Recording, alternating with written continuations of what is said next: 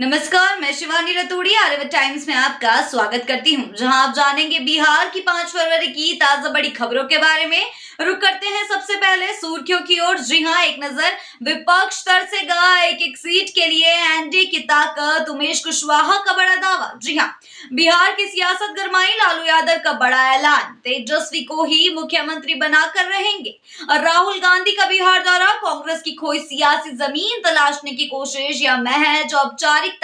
जी हां, तेजस्वी यादव का राज्यपाल से मुलाकात, बढ़ते अपराध पर जताई चिंता। तेजस्वी यादव का आरोप, मधुबनी में बिना वजह मारा पीटा गया, 25,000 रुपए की वसूली। रुक करते हैं खबरों की ओर विस्तार से। विपक्ष तरसेगा एक सीट के लिए एनडीए की ताकत, उमेश कुशवाहा का दावा। जी हां, बिहार की सियासत में जब बात होती है एनडीए की, तो एकजुटता और मजबूती का संदेश हर कदम पर जाहिर होता है। बुधवार को पटना स्थित जनता दल यूनाइटेड कार्यालय में एनडीए घटक दलों के प्रदेश अध्यक्षों ने मीडिया से संवाद करते हुए दावा किया कि गठबंधन पहले से कई अधिक मजबूत और एकजुट है। जी हां, साथ ही उमेश कुशवाहा ने स्पष्ट रूप से कहा है कि 2025 में विपक्ष को एक सीट के लिए भी संघर्ष करना पड़ेगा, तरसना पड़ेगा, क्योंकि एनडीए के कार्यकर्ताओं में जो जोश और एकजुटता देखने को मिल रही है, वह विपक्ष के लिए खतरे की घंटी है।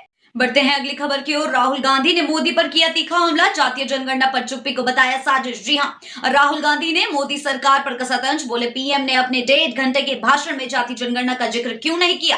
और राहुल का आरोप, मोदी चाहते हैं कि दलितों, पिछड़ों और आदिवासियों को उनकी असल स्थिति का पता न चले।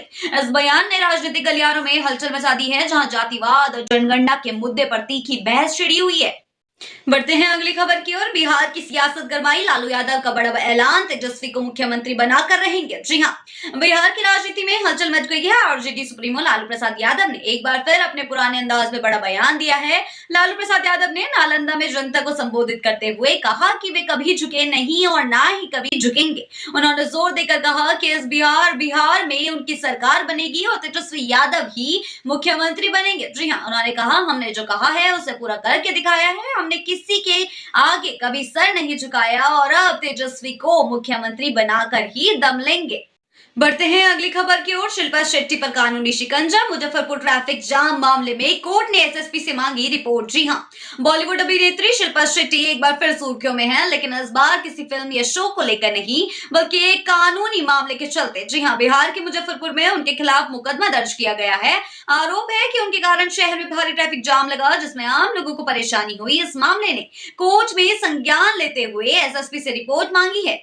बढ़ते हैं अगली खबर की ओर। राहुल गांधी का बिहार दौरा, कांग्रेस की खोई सियासी जमीन तलाशने की कोशिश या महज औपचारिकता। जी हां, बिहार में इस साल के अंत में होने वाले विधानसभा चुनावों से पहले सभी राजनीतिक दल अपनी रणनीति बनाने में जुटे हैं। इसी कड़ी में कांग्रेस नेता राहुल गांधी भी बिहार पहुंचे हैं। उनका यह दौरा कई मायनों में अहम है, क्योंकि कांग्रेस बिहार की राजनीति में लंबे समय से कमजोर होती जा रही है। जी हां, और अब वह अपनी खोई हुई राजनीतिक जमीन वापस लाने की कोशिश कर रही है। राहुल गांधी पटना के एसके मेमोरियल हॉल में स्वर्गीय जगलाल चौधरी की 130वीं जयंती समारोह में शामिल होने आए हैं। लेकिन क्या ये दौरा सिर्फ एक श्रद्धांजलि सभा तक सीमित रहेगा या इसके पीछे कांग्रेस की कोई बड़ी सियासी चाल है? रुक करते हैं अगली खबर पर। क्या बिहार में सच में नौकरी की बहार आई है या सिर्फ चुनावी रणनीति है? जी हां, बिहार में बेरोजगारी लंबे समय से एक बड़ा मुद्दा रही है। हर चुनाव में युवाओं को रोजगार देने के वादे किए जाते हैं, लेकिन जमीनी हकीकत कुछ और ही होती है। इस बीच मुख्यमंत्री नीतीश कुमार की सरकार ने हाल ही में दावा किया है कि उन्होंने लाखों युवाओं को नौकरी दी है और आगे भी ये सिलसिला जारी रहेगा। लेकिन सवाल यह है कि वाकई बिहार में नौकरी की बहार आ गई है या यह सिर्फ चुनावी साल में वोट पाने की एक रणनीति मात्र है। बढ़ते हैं अगली खबर की ओर। मोकामा गोलीबारी मामले में अनंत सिंह की जमानत याचिका पर कोर्ट ने रखा फैसला रिजर्व। जी हां, बिहार के बाहुबली नेता और मोकामा के पूर्व विधायक अनंत सिंह की जमानत याचिका पर बुधवार को पटना के एमपी एमएलए कोर्ट में सुनवाई हुई। इस दौरान दोनों पक्षों के वकीलों के बीच बड़ी बहस हुई है। कोर्ट ने दोनों पक्षों की दलीलें सुनने के बाद अपना फैसला रिजर्व कर दिया है और उम्मीद जताई जा रही है कि कोर्ट का फैसला जल्द ही आ सकता है। बता दें कि अनंत सिंह इस समय मोकामा गोलीबारी मामले में पटना की बेऊर जेल में बंद है। रुक करते हैं अगली खबर पर। पप्पू यादव और शकील अहमद खान की भावुक मुलाकात, विधायक बिलखते हुए इमोशनल। जी हां, पूर्णिया के निर्दलीय सांसद पप्पू यादव ने मंगलवार शाम को बिहार प्रदेश कांग्रेस के विधायक दल के नेता शकील अहमद खान से मुलाकात की थी और उनके बेटे के निधन पर संवेदना व्यक्त की। इस दौरान शकील अहमद खान बिलखते हुए पप्पू यादव के सामने अपनी भावनाएं व्यक्त करते नजर आए। उन्होंने कहा कि उनका बेटा बहुत अच्छा, समझदार और मेहनती था और उन्हें यह विश्वास था कि उनका बेटा शानदार भविष्य बनाएगा। विधायक विधायक की आंखों में आंसू थे जब उन्होंने कहा, बाहर कुत्ता भी मर जाए तो उसे लगता था कैसे क्यों मर गया। ये दृश्य भावुक और दिल को छू लेने वाला था। बढ़ते हैं अगली खबर पर। तेजस्वी यादव का राज्यपाल से मुलाकात, बढ़ते अपराध पर जताई चिंता। जी हाँ, बिहार में बढ़ते अपराधों को लेकर नेता प्रतिपक्ष तेजस्वी यादव ने बुधवार सुबह अचानक राज्यपाल आरिफ मोहम्मद खान से मुलाकात की। तेजस्वी ने राज्यपाल को एक ज्ञापन सौंपकर बिहार की बिगड़ती कानून व्यवस्था और अराजक स्थिति से अवगत कराया। जी हाँ, इस मुलाकात ने सियासी हलकों में हलचल मचा दी है और अब यह मुद्दा राज्य की राजनीति में गर्माता दिख रहा है। जी हाँ, तेजस्वी ने खुद सोशल मीडिया पर इस मुलाकात की जानकारी दी है, जिससे राजनीतिक माहौल में एक नई चर्चा का आगाज हुआ। रुक करते हैं अगली खबर की ओर। अररिया में चोरों का कमाल, 15 किलोमीटर बिजली का तार चुराया, बिजली विभाग को नहीं लगी भनक। जी हाँ, बिहार के अररिया जिले से हैरान कर देने वाली खबर सामने आई है, जहां चोरों ने 15 किलोमीटर बिजली का तार चुरा लिया है और बिजली विभाग को इसकी भनक तक नहीं लगी। जी हाँ, फारबिसगंज में 9 किलोमीटर और कुरसंकाटा में 6 किलोमीटर का तार चोरी हुआ है। ये घटना बिजली विभाग की सुरक्षा व्यवस्था पर बड़ा सवाल खड़ा करती है, क्योंकि इतनी बड़ी चोरी के बाद भी कोई कार्रवाई नहीं की गई। इस चोरी से स्थानीय लोगों को बिजली संकट का सामना करना पड़ रहा है और विभाग की चुप्पी पर सवाल उठ रहे हैं। रुक करते हैं अगली खबर की ओर। तेजस्वी यादव का आरोप, मधुबनी में बिना वजह मारा पीटा गया, 25,000 रुपए की वसूली। जी हाँ, बिहार के तेजस्वी यादव ने मधुबनी में एक व्यक्ति को बेवजह मारे जाने और 25,000 रुपए की जबरन वसूली होने का आरोप लगाया।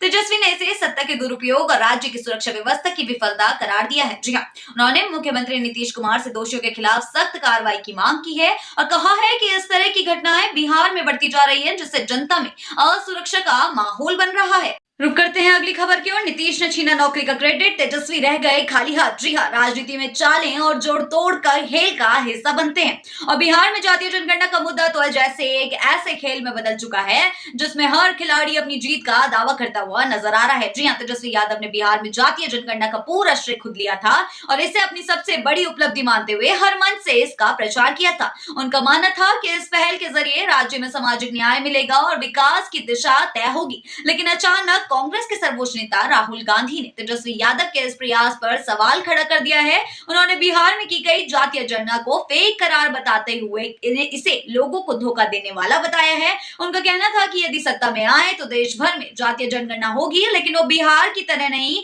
बल्कि तेलंगाना के मॉडल पर आधारित होगी। इसका मतलब यह हुआ कि तेजस्वी यादव की वह सबसे बड़ी उपलब्धि राहुल गांधी के बयान के बाद बेअसर हो गई है। रुक करते हैं अगली खबर की ओर। बिहार शिक्षा विभाग में बच्चों के डेटा में गड़बड़ी, 10 लाख बच्चों की जानकारी में त्रुटियां, 3 दिन का अल्टीमेटम। जी हाँ, बिहार के शिक्षा विभाग के लिए एक बड़ी चुनौती सामने आई है। राज्य के सरकारी स्कूलों में पढ़ाई कर रहे 10 लाख से ज्यादा बच्चों के डेटा में कई गंभीर त्रुटियां पाई गई हैं, जिससे विभाग में हड़कंप मच गया है। शिक्षा विभाग के अधिकारियों ने इसकी पुष्टि करते हुए बताया कि राज्य के सरकारी स्कूलों में पढ़ रहे लाखों बच्चों की जन्मतिथि और अन्य महत्वपूर्ण जानकारी सही तरीके से दर्ज नहीं की गई है। जी हाँ, जिससे लाभकारी योजनाओं की निगरानी में कठिनाइयां आ रही। रुक करते हैं अगली खबर की ओर। जगलाल चौधरी जयंती पर राहुल गांधी का जोश, लेकिन भूदेव चौधरी को मिली अनदेखी। जी हाँ, जगलाल चौधरी जयंती समारोह में राहुल गांधी की मौजूदगी ने सुर्खियां बटोरी, लेकिन वहीं दूसरी तरफ जगलाल के बेटे भूदेव चौधरी को मंच पर जगह नहीं मिल पाई। उन्होंने दुख व्यक्त करते हुए कहा, हमारे पिता की जयंती थी लेकिन हम शिरकत नहीं कर पाए, यह दुख हमेशा रहेगा। जी हाँ, इस घटना ने राजनीतिक हलकों में हलचल मचा दी है। रुक करते हैं आखिरी खबर की ओर। बिहार चुनाव 2025, नौकरियों का मुद्दा फिर गरमाया, तेजस्वी और एनडीए के बीच सियासी संग्राम। जी हां, बिहार में विधानसभा चुनाव नजदीक आते ही रोजगार का मुद्दा फिर से सियासी बहस का केंद्र बन गया है। 2020 के चुनाव में तेजस्वी यादव ने 10 लाख नौकरियों का वादा किया था, तो एनडीए ने 19 लाख नौकरियों का वादा किया था। अब चुनावी साल में तेजस्वी ने फिर से रोजगार को प्रमुख मुद्दा बना दिया है और अपने कार्यकाल में नौकरियों के क्रेडिट का दावा कर रहे हैं, जबकि एनडीए से मुख्यमंत्री नीतीश कुमार की मेहनत मान रही है। जी हां, अब सवाल यह है कि एनडीए ने वादे के मुताबिक रोजगार दिया या नहीं। ऐसी ही बिहार की ताजा बड़ी खबरों के लिए बने रहिए आर्यावर्त टाइम्स के साथ ही चैनल को सब्सक्राइब करना ना भूलें और हमारी फेसबुक और वेबसाइट के साथ भी जरूर जुड़ें।